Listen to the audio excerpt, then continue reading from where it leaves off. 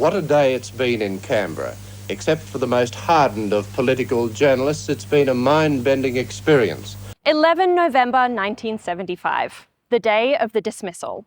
Whether you were gathered on the front steps of Old Parliament House, or it's just hitting your news feeds now, this is a moment of Australian political history you're not likely to forget. Gough Whitlam has been the Prime Minister since 1972, but the Labor Party doesn't have a majority in the Senate. The coalition, led by Malcolm Fraser, is using its numbers in the Senate to block the government's appropriation bills, effectively cutting off the budget to government services. At 9 a.m, Fraser and Whitlam meet, but can't reach a compromise. Whitlam decides to call a half-Senate election, which he hopes will give him just enough seats to pass the budget.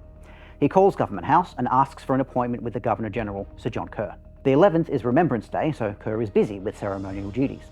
His office tells Whitlam to come see him at 1 p.m. Kerr then calls Fraser and asks him to come see him just after Whitlam. When Whitlam arrives to request the half-Senate election, Kerr informs him he's fired, dismissing his government because it can't guarantee the supply of money. Whitlam and Fraser are both at Government House at the same time, but they narrowly avoid each other. Once Whitlam leaves, just after 1 p.m, Kerr appoints Fraser as caretaker Prime Minister, on the condition the coalition pass the budget. Whitlam goes home to the lodge and has lunch. He tells his most trusted colleagues, including Frank Green and Graham Freudenberg, what has happened, but he doesn't ring any of his Senate colleagues. He thinks he can win this back without the Senate getting involved. By 2 p.m, word of the dismissal has spread among members of the press gallery. The Senate is in session, and to Labor Senate leader Ken Reed's surprise, the coalition senators agree to pass the budget. He doesn't know what they know. They're the government now. By the time Reed finally learns what happened, at about 2:30, the Senate has passed the appropriation bills. Meanwhile, it's pandemonium in the House of Representatives as Fraser stands up from the opposition benches and announces that he has just been appointed to form a government. Soon, Labor moves a no-confidence motion.